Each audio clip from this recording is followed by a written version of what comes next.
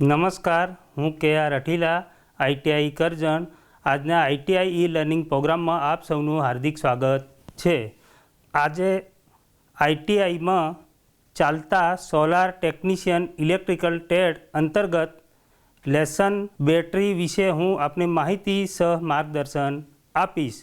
મિત્રો, આજે આપણે fundamentals of battery, storage battery, various types of battery, lead acid battery, nickel cadmium battery, lithium ion battery વિશે વિસ્તૃત ચર્ચા કરીશું. સોલર બેટરી અથવા સેલ સૂર્ય દ્વારા ઉત્પન્ન થયેલ પાવરનો સંગ્રહ કરે છે અને આ એનર્જી ત્યારબાદ ઇલેક્ટ્રિસિટીમાં રૂપાંતર થાય છે, જેને ફોટોવોલ્ટેઇક અસર કહે છે. હવે અહીંયા આપણે જ્યારે ફોટોવોલ્ટેઇક સેલ પર પડે છે ત્યારે સેલ દ્વારા ફોટોન એનર્જીનો સંગ્રહ થાય છે અને સેલમાં નેગેટિવલી ચાર્જ ઇલેક્ટ્રોન સેલના બીજા ભાગમાં પોઝિટિવલી ચાર્જ ઇલેક્ટ્રોન તરફ જાય છે. અહીંયા સનલાઇટ સોલર પેનલ પર પડે છે. આ સોલર પેનલ છે. એ સોલર પેનલ પર સનલાઇટ પડશે, હોલ ફ્લો થશે અને ઇલેક્ટ્રોન ફ્લો થશે. અને આ N type material, PN junction અને પી ટાઈપ મટીરિયલ, અને આ ફોટોન છે. તો આ રીતે આપણે ફિગર દ્વારા પણ ફોટોવોલ્ટેઇક અસરને સમજી શકીએ છે. બેટરી સોલર એનર્જીનું એબ્સોર્બ, રૂપાંતર અને સંગ્રહ કરે છે. પછી તેને બેટરીના ટર્મિનલ ઉપરથી ઇન્વર્ટર દ્વારા ડીસી પાવરનું એસીમાં રૂપાંતર કરવામાં આવે છે. બેટરી એ એવા ઉપકરણો છે જે રાસાયણિક ઉર્જા સ્વરૂપમાં વિદ્યુત ઉર્જાનો સંગ્રહ કરે છે. તેના મુખ્ય ઘટકો છે એનોડ, કેથોડ અને ઇલેક્ટ્રોલાઇટ. હવે એનોડ, કેથોડ અને ઇલેક્ટ્રોલાઇટને આપણે આ ફિગર દ્વારા સમજીશું. બેટરીના ટર્મિનલ પર પોઝિટિવ સાઈડ એનોડ હોય છે અને નેગેટિવ સાઈડ કેથોડ હોય છે. જે આ પોઝિટિવ સાઈડ આ એનોડ અને આ કેથોડ. હવે જ્યારે બેટરી ચાર્જ થાય તે દરમિયાન ઇલેક્ટ્રોન પોઝિટિવ એનોડથી કેથોડ તરફ ફ્લો થશે. હવે બીજી બાજુ જ્યારે બેટરી લોડ અથવા તો ડિસ્ચાર્જ કન્ડિશનમાં હશે તે ટાઈમે પોઝિટિવ કેથોડ થશે અને નેગેટિવ એનોડ થશે. અને ઇલેક્ટ્રોન છે એ નેગેટિવ ટુ પોઝિટિવ મતલબ એનોડથી કેથોડ તરફ ફ્લો થશે. ઓવરઓલ જોવા જઈએ તો એનોડ ઇલેક્ટ્રોનનો મુક્ત કરે છે, જ્યારે કેથોડ ઇલેક્ટ્રોનને શોષી લે છે, મતલબ એબ્ઝોર્બ કરે છે. હવે એનોડ આપણે જેમ આગળ ફિગરમાં બતાવ્યું એ પ્રમાણે એનોડ નકારાત્મક ટર્મિનલ, એટલે કે એનોડ એ ઇલેક્ટ્રોનને મુક્ત કરે છે, જ્યારે કેથોડ એ ઇલેક્ટ્રોનને શોષી લે છે. ઇલેક્ટ્રોલાઇટ એ એક પદાર્થ છે કે જે એનોડ અને કેથોડના આયનોને સરળ બનાવે છે. હવે બેટરી કાર્ય કેવી રીતે કરે છે એના વિશે જોઈશું. રાસાયણિક પ્રક્રિયા મતલબ કેમિકલ પ્રોસેસ કઈ રીતે થાય છે તે. જ્યારે બેટરી સર્કિટ સાથે જોડાયેલ હોય છે ત્યારે એનોડ અને કેથોડ વચ્ચે રાસાયણિક પ્રતિક્રિયા થાય છે, જેના કારણે ઇલેક્ટ્રોન એનોડથી કેથોડ તરફ વહે છે. આયન પ્રવાહ. રાસાયણિક પ્રતિક્રિયાને સંતુલિત કરવા માટે આયનો ઇલેક્ટ્રોલાઇટમાંથી પસાર થાય છે. હવે ત્રીજો મુદ્દો છે વિદ્યુત પ્રવાહ. આ ઇલેક્ટ્રોનના પ્રવાહને વિદ્યુત પ્રવાહમાં બનાવે છે. હવે સોલર પેનલ સિસ્ટમમાં શા માટે બેટરીની જરૂર છે? તો સૌથી પહેલાં એનર્જી સ્ટોરેજ, ગ્રીડ સ્વતંત્રતા, પીક સેવિંગ, બેકઅપ પાવર. હવે એનર્જી સ્ટોરેજ વિશે વાત કરીશું. બેટરીઓ દિવસ દરમિયાન સોલર પેનલ દ્વારા ઉત્પન્ન થતી વધારાની ઉર્જાને ઓછા સૂર્યપ્રકાશના સમયગાળામાં અથવા તો રાત્રિ દરમિયાન એ વાપરવા માટે સંગ્રહિત કરે છે. ગ્રીડ સ્વતંત્રતા. બેટરીઓ સોલર પેનલ સિસ્ટમને ગ્રીડથી સ્વતંત્ર રીતે કામ કરવા માટે સક્ષમ બનાવે છે. આઉટેજ અથવા ગ્રીડ નિષ્ફળતા દરમિયાન પાવર પ્રદાન કરે છે. હવે ગ્રીડ સ્વતંત્રતા એટલે કે જ્યારે અમુક ઇન્ટરિયર એરિયા હોય અથવા તો ગામડાનો એરિયા હોય અથવા ડુંગરાળ જે એરિયા હોય એવી જગ્યાએ ગ્રીડ એટલે કે લાઇનોની સુવિધા નહીં હોય એવી જગ્યાએ સોલર પેનલ સિસ્ટમ બનાવી અને સોલર પેનલ, કંટ્રોલર, બેટરી અને ઇન્વર્ટર એક કોમ્પેક્ટ સાઇઝમાં લગાવી અને ત્યાં આપણે ઓછા સૂર્યપ્રકાશના સમયગાળા અથવા તો રાત્રે લાઇટિંગ પાવર મેળવી શકીએ છીએ. આ હતી ગ્રીડ સ્વતંત્રતા. બીજું peak saving. Off peak hours દરમિયાન ઉત્પન્ન થતી વધારાની ઉર્જાનો સંગ્રહ કરીને બેટરી પીક વીજળીની માંગને ઘટાડી શકે છે. પીક સેવિંગ એટલે કે ઓફ પીક અવર્સ દરમિયાન કે જ્યારે વીજળીની જરૂરિયાત નહીં હોય ત્યારે વધારાની એનર્જીનો બેટરીમાં સંગ્રહ કરે અને એ સંગ્રહ કરે અને જ્યારે પાવરની ડિમાન્ડ વધી જાય એવા સમય દરમિયાન આપણે આ પીક અવર્સ દરમિયાન જે સંગ્રહિત થયેલી બેટરીની ઉર્જા છે એ પીક અવર્સ દરમિયાન આપણે માંગને કટોકટીના સમયે આપણે માંગને પહોંચી વળવા માટે આ પીક સેવિંગ બેટરી દ્વારા ઉપયોગ કરવામાં આવે છે. પછી બેકઅપ પાવર, ગ્રીડ આઉટેજ અથવા કટોકટી દરમિયાન પણ બેટરી બેકઅપ પ્રદાન કરે છે. ગ્રીડ આઉટેજ એટલે કે જ્યારે સિસ્ટમ કે લાઇનની અંદર ગ્રીડમાં કંઈક કટોકટી થઈ હોય અથવા તો પાવર કટ થયો હોય તો તે સમયે બેટરીમાં સંગ્રહિત થયેલી ઉર્જાનો આપણે ઉપયોગ કરી અને જે પાવરની જરૂરિયાત છે એ પૂરી પાડી શકીએ છીએ. હવે પહેલાં ફંડામેન્ટલ્સ ઓફ બેટરી વિશે જોયું, હવે સ્ટોરેજ ઓફ બેટરી વિશે જોઈશું. સોલર પેનલ સિસ્ટમમાં બેટરી સ્ટોર કરવા માટે અહીં કેટલીક મુખ્ય બાબતો છે, જેમ કે તાપમાન નિયંત્રણ. બેટરીની સૂકી ઠંડી જગ્યાએ અને અત્યંત તાપમાનથી દૂર સ્ટોર કરવી જોઈએ. વેન્ટિલેશન, કે ભાઈ ગેસના નિર્માણને રોકવા માટે બેટરીની આસપાસ સારા પ્રવાહની ખાતરી કરવાની રહે છે કે બેટરીને સફોકેશન નહીં થાય એવી જગ્યાએ સ્ટોર કરવી જરૂરી છે. શારીરિક નુકસાનથી રક્ષણ, એટલે કે બેટરીઓને સુરક્ષિત સ્થાન પર રાખવી જરૂરી છે. એમને ફિઝિકલી ડેમેજ કોઈ ન કરે નાખે, એટલે કે ભૌતિક નુકસાન અથવા છેડછાડથી સુરક્ષિત રાખવી જોઈએ. હવે ચાર્જ લેવલ, બેટરીને સ્ટોર કરતી વખતે એનું મિનિમમ 50% ચાર્જિંગ હોવું જરૂરી છે અને ડીપ ચાર્જિંગથી એવોર્ડ કરવાનું છે, એટલે કે ટાળવાનું છે. સુરક્ષા સાવચેતીઓ, એ સ્ટોરેજ બેટરીમાં સુરક્ષા શું રાખવી એના વિશે છે. ઇલેક્ટ્રિકલ સેફ્ટી, ઇલેક્ટ્રિકલ સલામતી, યોગ્ય વિદ્યુત જોડાણની ખાતરી કરો અને બેટરી સાથે કામ કરતી વખતે માર્ગદર્શિકા અનુસરવી, ફોલો કરવી પડે. જેમ કે આગનું જોખમ, પહેલાં ઇલેક્ટ્રિકલ સલામતી 1 નંબરનો પોઈન્ટ હતો, 2 નંબરના પોઈન્ટ પર આવશે આગનું જોખમ. બેટરી સાથે સંકળાયેલ આગના જોખમથી વાકેફ રહો અને જરૂરી સાવચેતીઓ રાખો. ઇન્ડોર સ્ટોરેજ, અંદરની સાઈડ સ્ટોરેજ કરતી વખતે શું ધ્યાનમાં રાખવું? બેટરીઓને સમર્પિત રૂમ અથવા બિડાણમાં સ્ટોર કરવી જોઈએ, જ્યાં ફિઝિકલી બેટરીને નુકસાન નહીં થાય અથવા તો બહારના વાતાવરણની અસર નહીં થાય એવી જગ્યાએ બેટરીને ઇન્ડોર સ્ટોર કરવી જોઈએ. આઉટડોર સ્ટોરેજની અંદર બીજો પોઈન્ટ છે આઉટડોર સ્ટોરેજ. બેટરીને બહાર સ્ટોર કરવા માટે વેધરપ્રૂફ એન્ક્લોઝર અથવા કન્ટેનરનો ઉપયોગ કરવો.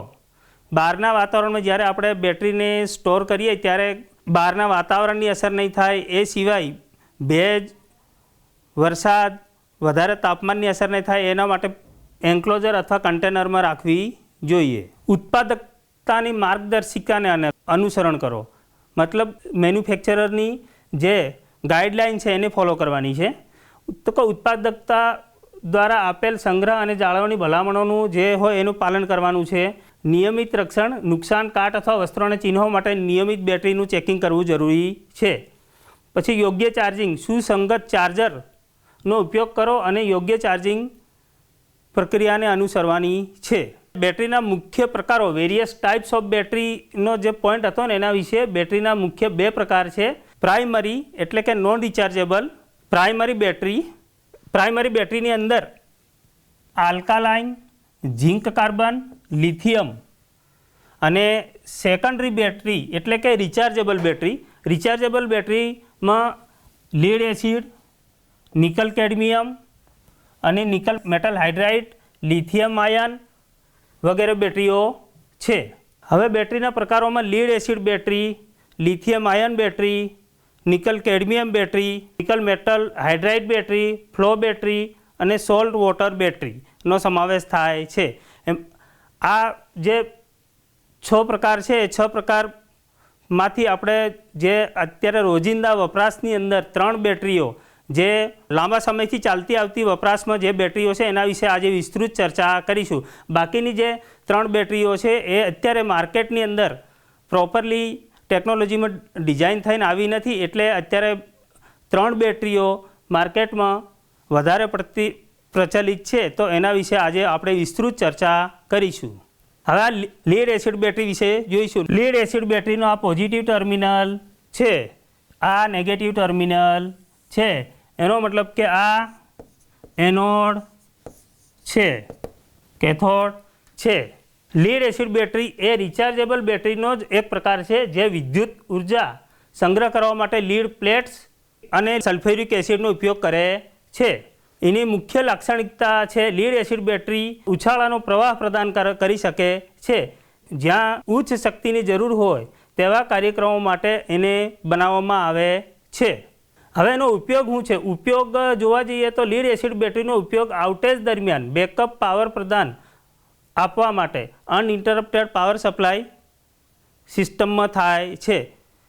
કે જ્યારે કોઈ પાવર ફેલ થયો હોય તે ટાઈમે લીડ એસિડ બેટરીમાં સંગ્રહિત થયેલી ઉર્જા એ યુપીએસને આપી અને યુપીએસ દ્વારા જે કોઈ ઇન્ડસ્ટ્રી હોય કે બીજી કોઈ ઓફિસ હોય ત્યાં સતત ચાલતા મશીનો હોય તો એ બંધ નહીં થઈ જાય તૈયારીમાં, એના માટે યુપીએસનો ઉપયોગ કરવામાં આવતો હોય છે. અને એ UPS through uninterrupted power supply એટલે બેટરી બેકઅપને લીધે એ યુપીએસના પાવરથી લગભગ એ મશીનો નેક્સ્ટ પાવર રિઝ્યુમ નહીં થાય ત્યાં સુધી યુપીએસ થ્રુ બેકઅપ પ્રમાણે એને આપણે પાવર આપી શકીએ છીએ. ફાયદા: અન્ય પ્રકારની બેટરીઓની સરખામણીમાં લીડ એસિડ બેટરી પ્રમાણમાં સસ્તી હોય છે. હવે એના ગેરફાયદા પણ છે. લીડ પ્લેટ્સ અને સલ્ફ્યુરિક એસિડને કારણે લીડ એસિડ બેટરી વજનમાં ભારે હોય છે. બીજો ગેરફાયદો એ છે કે લીડ એસિડ બેટરીનું આયુષ્ય મર્યાદિત હોય છે અને તેને સમયાંતરે બદલવાની જરૂર પડે છે. હવે બેટરીનો બીજો પ્રકાર જોઈશું આપણે, nickel cadmium battery. Nickel cadmium બેટરીની અંદર પણ એનોડ અને કેથોડ હોય છે. વચ્ચે આ લોડ રેઝિસ્ટન્સ હોય છે અને એનોડ પ્લેટ અને એનોડ અને કેથોડ બંને વન ટાઈપ્સ ઓફ ઇલેક્ટ્રોડ છે. આને ઇલેક્ટ્રોડ પણ કહી શકીએ આપણે.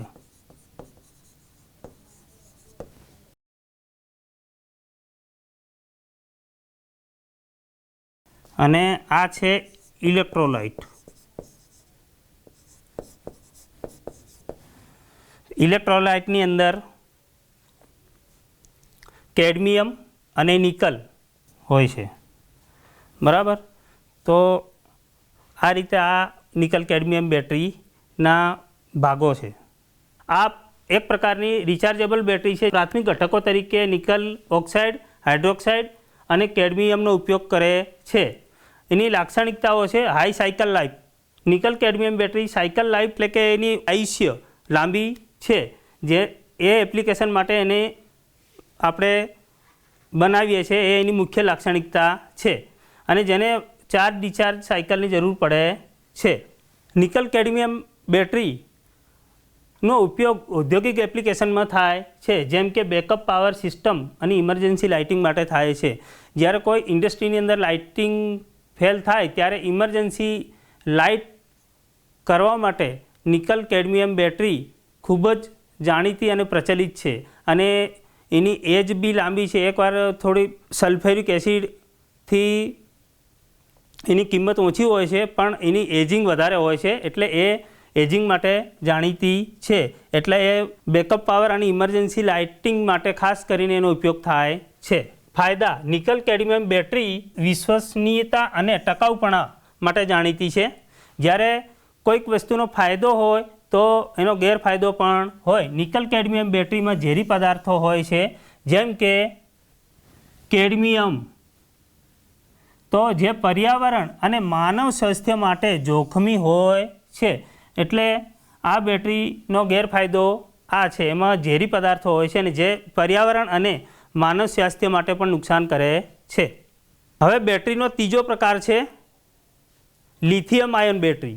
જે આપણે અગાઉ જોઈ ગયા એમ લિથિયમ આયન બેટરીમાં આ પોઝિટિવ ટર્મિનલ છે અને આ નેગેટિવ ટર્મિનલ છે. જેમ આપણે લીડ એસિડ બેટરીની અંદર જોયું એ પ્રમાણે પણ આમાં પણ પોઝિટિવ અને નેગેટિવ કેથોડ બંને આ રીતે એનોડ અને કેથોડ ટર્મિનલ હોય છે. લિથિયમ આયન બેટરી આ પણ એક રિચાર્જેબલ બેટરી છે, જે વિદ્યુત ઉર્જા સંગ્રહિત કરવા માટે લિથિયમ આયનોનો ઉપયોગ કરે છે. એની મુખ્ય લાક્ષણિકતાઓ: લિથિયમ આયન બેટરીઓ ઊંચી ઉર્જા ઘનતા ધરાવે છે, એટલે કે તેમના કદ અને વજનોને અનુલક્ષીને ઘણી બધી ઉર્જા પેક કરી શકે છે. લિથિયમ આયન બેટરીનો ઉપયોગ ઇલેક્ટ્રિક વાહનો EVs અને હાઇબ્રિડ ઇલેક્ટ્રિક વાહનોમાં તેમની ઉચ્ચ ઉર્જા ઘનતા અને લાંબી જીવન ચક્રને કારણે થાય છે. લિથિયમ આયન બેટરીના ફાયદા વિશે જોઈશું. લિથિયમ આયન બેટરી ઊંચી ઉર્જા ઘનતા ધરાવે છે, જગ્યા ઓછી રોકે છે અને વજન મર્યાદિત હોય છે, તેમજ ઓછી જાળવણી ખર્ચ કરવી પડે છે. એટલે કે જાળવણી ઓછી કરવી પડે તો એનો ખર્ચ પણ ઓછો હોય છે. ગેરફાયદો એટલો જ છે, લિથિયમ આયન બેટરી અન્ય પ્રકારની બેટરીઓ કરતાં વધારે મોંઘી હોય છે. લીડ એસિડ બેટરી જેમાં સલ્ફ્યુરિક એસિડનો ઉપયોગ થાય છે, અને જે નિકલ કેડમિયમ બેટરી છે, બંને બેટરીઓ વાતાવરણને જે નુકસાન કરે એ પ્રમાણમાં લિથિયમ આયન બેટરી વાતાવરણને નુકસાન ઓછું કરે છે. બેટરીનો પ્રકાર વિશે આપણે માહિતી મેળવી. હવે બેટરીના પ્રકાર વિશે કોષ્ટકમાં આપણે સમજી લઈએ. બેટરીનો પ્રકાર lead acid battery, nickel cadmium battery, lithium ion battery, 3 પ્રકારની બેટરી વિશે આપણે એના ઉપયોગો, કાર્યક્ષમતા, કિંમત, પર્યાવરણને થતી નુકસાન, અસર અને એના વજન વિશે આપણે જોયું. હવે એક કોષ્ટકમાં આપણે એમને સમજીશું. પહેલાં લીડ એસિડ બેટરી વિશે જોઈએ તો એનું આયુષ્ય 5 થી 7 વર્ષ હોય છે, જ્યારે નિકલ કેડમિયમ બેટરીનું આયુષ્ય 10 થી 15 વર્ષ હોય છે. લિથિયમ આયન બેટરીનું આયુષ્ય પણ 10 થી 15 વર્ષ હોય છે. કાર્યક્ષમતાની દ્રષ્ટિએ જોવા જઈએ તો એની કાર્યક્ષમતા છે 80 થી 90% લીડ એસિડ બેટરીની, અને નિકલ કેડમિયમ બેટરીની પણ 80 થી 90% છે, જ્યારે લિથિયમ આયન બેટરીની કાર્યક્ષમતા છે 90 થી 95% છે. હવે એની કિંમતમાં જોવા જઈએ તો લિથિયમ આયન બેટરીની કિંમત લીડ એસિડ બેટરીની કિંમત લિથિયમ આયન બેટરી કરતાં ઓછી છે. હવે નિકલ કેડમિયમ બેટરીની કિંમત લીડ એસિડ બેટરી કરતાં ઓછી છે, અને લિથિયમ આયન બેટરીની કિંમત બંને બેટરીઓ એટલે કે લીડ એસિડ બેટરી અને લિથિયમ આયન બેટરી બંને બેટરીઓથી વધારે છે. હવે પર્યાવરણ પર અસર જોવા જઈએ તો એ પર્યાવરણ પર લીડ એસિડ બેટરીની ઉચ્ચ અસર થાય છે. જેમ કે એમાં સલ્ફ્યુરિક એસિડ હોય છે. સલ્ફ્યુરિક એસિડ જો નીચે જમીન પર પડે તો એટલો એરિયા લગભગ ખરાબ થઈ જાય છે, અને કપડાં પર પડે તો કપડાઓ પણ ફાડી નાખે છે સલ્ફ્યુરિક એસિડથી. અને બીજું કે એ જો સલ્ફ્યુરિક એસિડ આપણે શ્વાસમાં લઈએ તો ગુગળામણ થાય છે. એટલે કે પર્યાવરણમાં લીડ એસિડ બેટરીની બહુ ઉચ્ચ અસર થાય છે. હવે નિકલ કેડમિયમ બેટરી એ પણ એના જેવી જ છે. આપણે જેમ આગળ જોયું તે પ્રમાણે નિકલ કેડમિયમ બેટરી પણ નિકલ અને કેડમિયમ છે એ પણ પર્યાવરણ અને માનવ સ્વાસ્થ્યને નુકસાન કરે છે. હવે આ લિથિયમ આયન બેટરી છે, એ લિથિયમ આયન બેટરી છે પર્યાવરણ પર અસર કરે છે, પણ આ બંને બેટરીઓ lead acid battery, nickel cadmium battery કરતાં લિથિયમ બેટરી એ પર્યાવરણ પર અસર બંને બેટરીઓ કરતાં ઓછી કરે છે. વજનમાં જોવા જઈએ તો લીડ એસિડ બેટરીનું વજન વધારે હોય છે, નિકલ કેડમિયમ બેટરીનું વજન ઓછું હોય છે. હવે લિથિયમ આયન બેટરીનું વજન પણ ઓછું હોય છે લીડ એસિડ બેટરી કરતાં. હવે બેટરીના સિરીઝ પેરેલલ કનેક્શન વિશે માહિતી મેળવીશું. સિરીઝ કનેક્શનમાં બેટરીઓના એન્ડ ટુ એન્ડ કનેક્શન જોડાયેલા હોય છે, અને બેટરીનું સિરીઝ કનેક્શન કરવાથી ઓવરઓલ કુલ વોલ્ટેજમાં વધારો થાય છે. જ્યારે બેટરીનું પેરેલલ કનેક્શનમાં પોઝિટિવ ટુ પોઝિટિવ અને નેગેટિવ ટુ નેગેટિવ કનેક્શન કરેલું હોય છે, અને ઓવરઓલ સમાન વોલ્ટેજ કેપેસિટી રાખીને આપણે ટોટલ એમ્પિયર અવરમાં વધારો કરી શકીએ છીએ. હવે આ બેટરીના સિરીઝ પેરેલલ કનેક્શન વિશે માહિતી.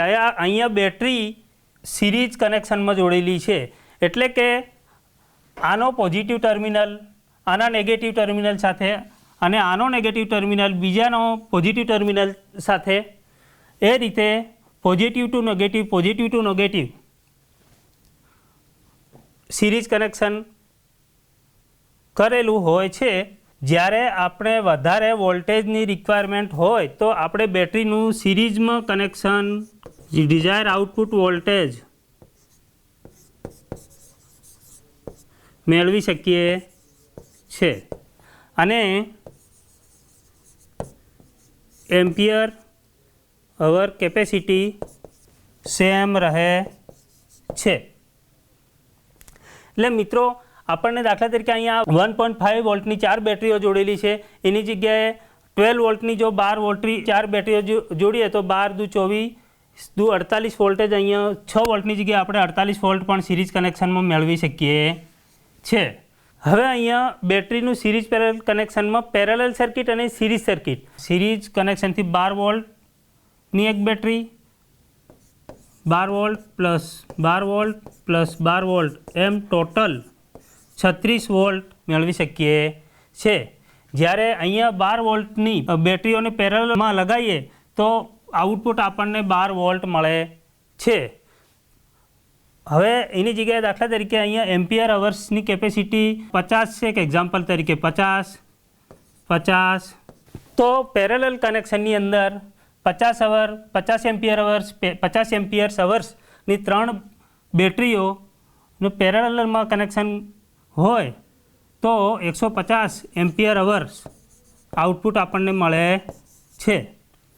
તો ઓવરઓલ કહેવાનો મિનિંગ એવો છે કે સિરીઝ કનેક્શનની અંદર બેટરીમાં આપણને વધારે વોલ્ટેજની રિક્વાયરમેન્ટ હોય તો આપણે સિરીઝ કનેક્શન કરીને ડિઝાયર આઉટપુટ વોલ્ટેજ મેળવી શકીએ છીએ. જ્યારે પેરેલલ કનેક્શનમાં બેટરીના વોલ્ટેજ રેટિંગ સેમ રહેશે, જ્યારે જેટલા એમ્પિયર અવર્સની વધારે જરૂર હોય તો એ પ્રમાણે આપણે અહીંયા બતાવ્યું એ પ્રમાણે 50 એમ્પિયર અવર્સ, 50 એમ્પિયર અવર્સ અથવા તો એની જગ્યાએ 100 એમ્પિયર અવર્સની બેટરી પણ, જો 300 એમ્પિયર અવર્સની આપણને જરૂર હોય તો 100 એમ્પિયર અવર, 100 એમ્પિયર અવર, 100 એમ્પિયર એવી 3 એમ્પિયર અવર્સની બેટરી આપણે પેરેલલમાં લગાવીએ તો આપણને 300 એમ્પિયર અવર્સ મળી રહે છે. હવે આપણે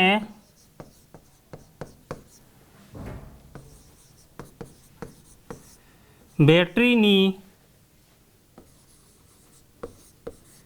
એમ્પિયર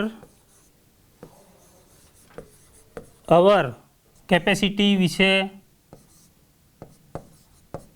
વાત કરીએ તો દાખલા તરીકે 120 AHની બેટરી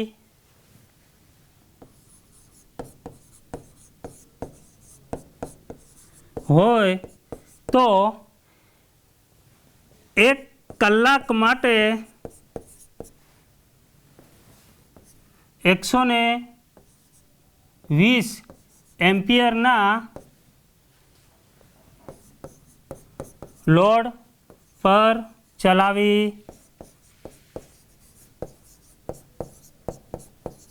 શકાય. હવે આ જ બેટરીને 2 કલાક માટે ચલાવવી હોય, 60 એમ્પિયરનો લોડ હોય તો 2 કલાક માટે ચલાવી શકીએ. જો આ જ બેટરીને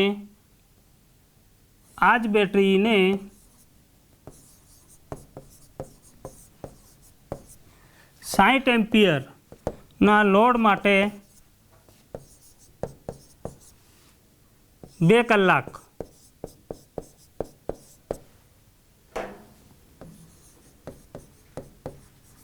ચલાવી શકાય. સેમ એ જ પ્રમાણે જો 4 કલાક માટે વાપરવી હોય તો 30 એમ્પિયરનો લોડ પર ચલાવાય, અને એનાથી ઓછા લોડ પર વાપરવી હોય તો એ પ્રમાણે એનો ટાઈમ. કહેવાનો ઓવરઓલ મિનિંગ એ છે કે જેમ ઓછા લોડ પર ચલાવીએ તો એ એમ્પિયર અવર આઉટપુટ આપણને વધારે આપશે. સોલર પેનલનું બેઝિક બંધારણ વિશે માહિતી મેળવીશું. હવે અહીંયા સૂર્યનો પ્રકાશ સોલર પેનલ પર પડે છે. સોલર પેનલ પર પડે એટલે ત્યાંથી પછી કંટ્રોલરમાં જે ઉર્જા છે ડીસી પાવર, એ ડીસી પાવરને કંટ્રોલર દ્વારા કંટ્રોલિંગ કરે અને બેટરીમાં આપવામાં આવે છે, અને બેટરીથી ઇન્વર્ટરમાં લેવામાં આવે છે. બેટરીમાં ડીસી પાવરનું ઇન્વર્ટર દ્વારા એસીમાં રૂપાંતર થાય છે, અને એને પછી આપણે ઇલેક્ટ્રિકલ એપ્લાયન્સીસની એસી પાવર આપીએ છીએ, અને એ સિવાય પછી બાકીનો વધારાનો પાવર જે ગ્રીડ, યુટિલિટી ગ્રીડમાં આપીએ છીએ, જે આઉટેજ સિસ્ટમ કે અન્ય કોઈ ગ્રીડ સિસ્ટમમાં વાપરવા માટેનો ઉપયોગ થાય છે. અહીંયા ઘરગથ્થુ એપ્લાયન્સીસમાં પણ અહીંયાથી ડાયરેક્ટ આપણે યુઝ કરી શકીએ. જે આગળ બેટરીના ઉપયોગમાં આપણે ગ્રીડ સ્વતંત્રતા વિશે વાત કરી હતી, તો ગ્રીડ સ્વતંત્રતામાં આ રીતે સૌર ઉર્જાનું આપણે અહીંયા કંટ્રોલરથી કંટ્રોલર થી બેટરીમાં અને બેટરીથી ઇન્વર્ટરમાં લઈ અને ઇલેક્ટ્રિકલ એપ્લાયન્સીસ જે ઘરગથ્થુમાં વપરાતા આપણા ઘર માટે બી વાપરી શકીએ છે. હવે આપણે બેટરીના MCQ વિશે માહિતી મેળવીશું. સૌર પેનલ સિસ્ટમમાં બેટરીનું પ્રાથમિક કાર્ય શું છે? તો ઓપ્શન A છે વીજળી ઉત્પન્ન કરવા માટે, ઓપ્શન B છે વધારાની ઉર્જાનો સંગ્રહ કરવા માટે, ઓપ્શન છે વોલ્ટેજનું નિયમન કરવું, ઓપ્શન D બેકઅપ પાવર પ્રદાન કરવા માટે. તો મિત્રો સાચો જવાબ આવશે વધારાની ઉર્જાનો સંગ્રહ કરવો. કયા પ્રકારની બેટરી તેની ઉચ્ચ ઉર્જા ઘનતા અને લાંબી જીવનચક્ર માટે જાણીતી છે? તો ઓપ્શન A છે લીડ એસિડ, ઓપ્શન B છે લિથિયમ આયન, ઓપ્શન C છે નિકલ કેડમિયમ અને ઓપ્શન D છે નિકલ મેટલ હાઇડ્રાઇડ. મિત્રો જવાબ આવશે લિથિયમ આયન, જે ઉચ્ચ ઉર્જા ઘનતા અને લાંબી જીવનચક્ર માટે જાણીતી છે. લીડ એસિડ બેટરીનો ઉપયોગ કરવાનો મુખ્ય ગેરલાભ શું છે? તો કે ઊંચી કિંમત, ટૂંકા જીવનકાળ, ભારે વજન, ઉપરોક્ત તમામ. મિત્રો જવાબ આવશે ઉપરોક્ત તમામ. ઇલેક્ટ્રિક વાહનોમાં સામાન્ય રીતે કઈ બેટરીનો ઉપયોગ થાય છે? તો મિત્રો ઓપ્શન A છે લીડ એસિડ, ઓપ્શન B છે લિથિયમ આયન, ઓપ્શન છે નિકલ કેડમિયમ, ઓપ્શન D છે નિકલ મેટલ હાઇડ્રાઇડ. મિત્રો સાચો જવાબ આવશે lithium ion. MCQ number 5, battery management system BMSનો હેતુ શું છે?